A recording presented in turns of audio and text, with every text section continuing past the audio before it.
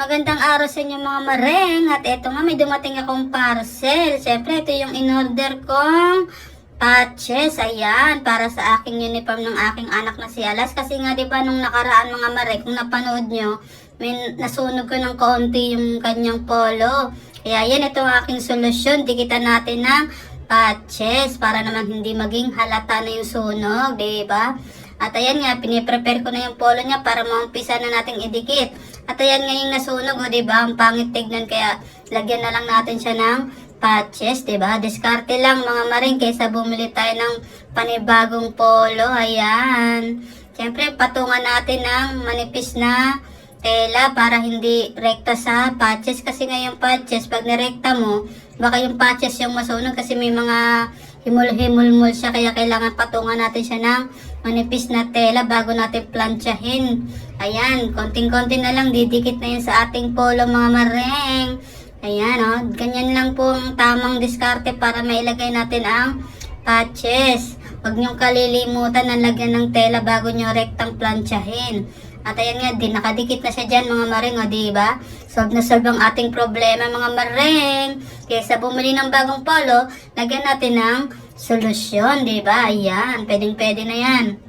O, hindi na halata ngayon yung na nasunog nating polo. Pero may teddy bear. Pero bagay na bagay naman kasi kulay white naman yung nabili kong patches. Yan. Planchahin ko na nga pala dyan yung polo niya kasi nga papasok na rin siya sa school. Ayan, dahan-dahan lang tayo magplancha. Baka magkasunog na naman yung polo natin. Charot. Diba? Tamang plancha lang yan mga mareng. Dahan-dahan na. Baka masunog na naman. At ayan nga, ito na yung resulta ng ating nadikit na patches. So, diba? Bagay na bagay naman sa polo niya. May teddy bear na tuloy yung polo. Diba? Bagay na bagay, diba? Sakto lang naman din mga mareng kasi kulay white naman. O, pwedeng-pwede na. Let's go! At ayan nga, yung aking anak na si Alas, tamang nood muna siya dyan ng TV habang naghihintay ng oras para maligo siya at pumasok sa school. Nakita nga niya pala yung polo niya na may teddy bear, tuwang-tuwa siya. Ayan o, tinitignan niya yung polo niya, sabi niya may teddy bear na yung polo ko, pogi na lalo O, at ayan nga, malapit na siya dyan maligo mga maring kasi nga, oras na para mag-asikaso. Ayan.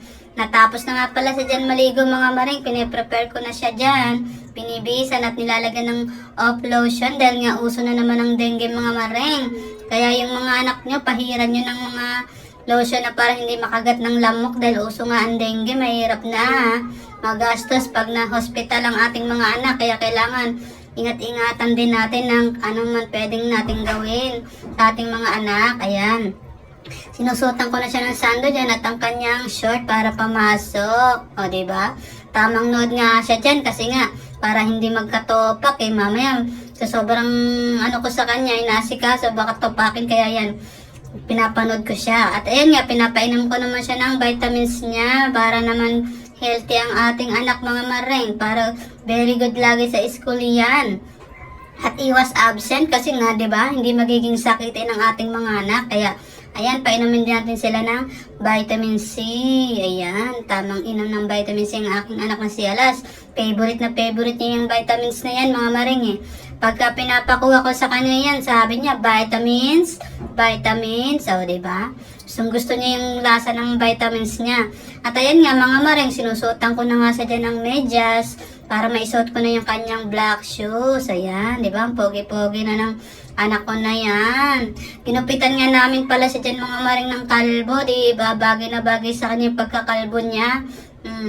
Ito na nga yung polo niya, isusuot ko na, titignan natin kung talagang bagay na bagay sa ating anak mga maring. O ayan, diba? Ang galing-galing ng anak ko pag binibisan, talagang sunod-sunod lang talaga siya, hindi siya yung nagmamaktol pag binibisan. Kaya very good talaga yung anak ko na yan diba? Tahimik lang. At ayan nga, sinusuot ko na rin yung kanyang necktie. Titignan natin kung bagay na bagay sa kanya yung ating naidikit na patches. So, ayan na nga pa yung resulta niya, no? O, diba? Hindi halata. Bagay na bagay sa kanyang polo. Pogi-pogi na lalo ng ating anak mga maring sa kanyang haircut. Patching-atching pa nga siya dyan, no? Kasi nga, yan siya sa ilong niya yung pulbo. Sorry naman anak. Ayan, ang pogi na. Bagay na bagay sa kanya yung gupit. At ayan nga, naihatid ko na siya sa school dyan mga maring. Tingnan nyo naman kung gaano kagaling bumate. Mhm. Ay, wow! Ang pogi naman! Ang pogi! Wow! Bagong buhay!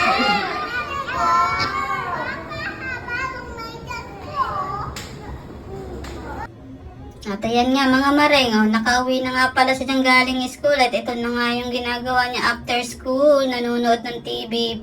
Mamaya-maya matutulog na rin yan mga mareng. At ayan nga, ito nga pala yung activity nila na ginawa nung sa school, oh, di ba? Nandyan po siya dyan naglalaro-laro tapos sasali-sali sa mga ginagawa nila. Ayan.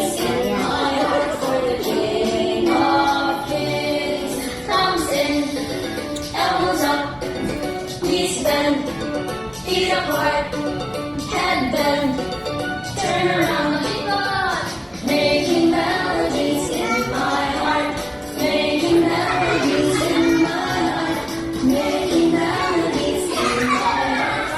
King of kings, dancing, elbows up, knees bend, feet apart, head bend.